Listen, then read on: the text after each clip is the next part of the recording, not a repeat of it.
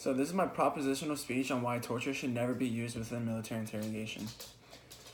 Recent studies show that torture is an ineffective way of means. Instead, we should hold an annual convention that educates countries on the pros and cons of torture and that report building practices are more practical. So every day, acts of terrorism are being committed and suspects are being detained. In 2014, Baghdad had the highest fatality rate from terrorism in the world, with 43 fatalities per 100,000 in the population. To put that into perspective, the profound impact of terrorism on Iraq in a global context is that it makes up about 24% of all deaths from terrorism worldwide occurred in the country. We torture just about every detainee to try to squeeze out information from them. So scientists use a phrase, if you torture the data long enough, it'll confess to anything. However, this is more so for torturers. After all, if tortured people would tell us anything, how can we be sure that they're being honest? The reality is that the intelligence obtained through torture is so poor that the proponents of torture are left with indefensible cases.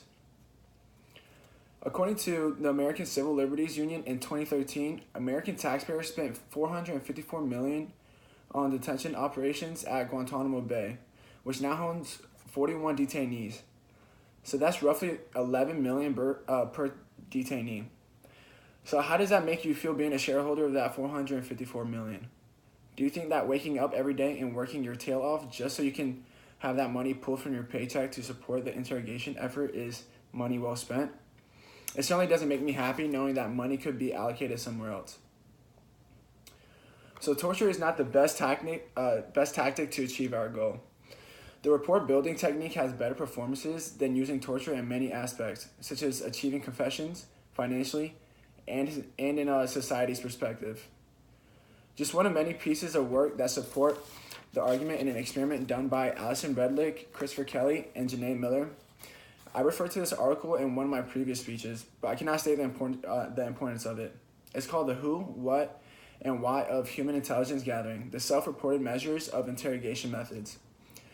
So they conducted an online survey to examine the frequency of use and perceived effectiveness of interrogation methods for up to 152 military and federal level interrogators from the USA.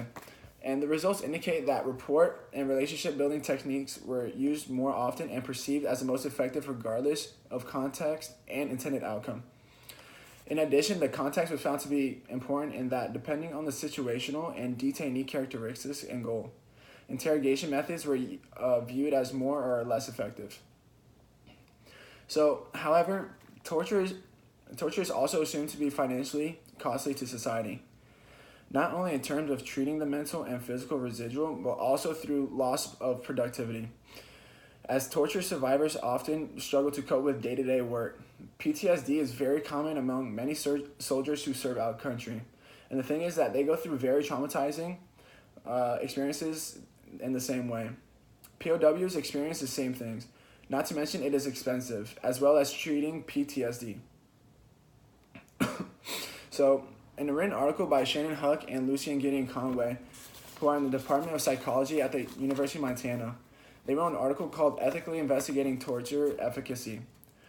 So they described that analysis revealed that participants were more likely to reveal false information when exposed to harsh physical treatments, and this effect became more pronounced as treatments became more coercive. This study advances a challenging topic. This research can inform our understanding on the efficacy of physical pain as an information retrieval tool. So I believe that every country should be mandated to attend this annual convention because revolutionary findings will be conducted and educated across the globe. The best conducted research from each country will be presented by their participating scientists and will educate ambassadors from all countries. And so the cost of this convention will be supported by many countries' military funding. This will not be an issue since money will be saved from using the report building technique. In other words, each country can also give testimonies on how their organization has been influenced by revolutionizing their interrogation tactics. So this plan will work for a number of reasons. It is going to improve our social justice system.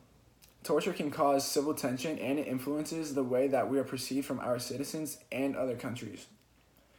It is not rare to wrongfully accuse a detainee, so we are also saving ourselves and the detainee from unnecessary torture and court cases.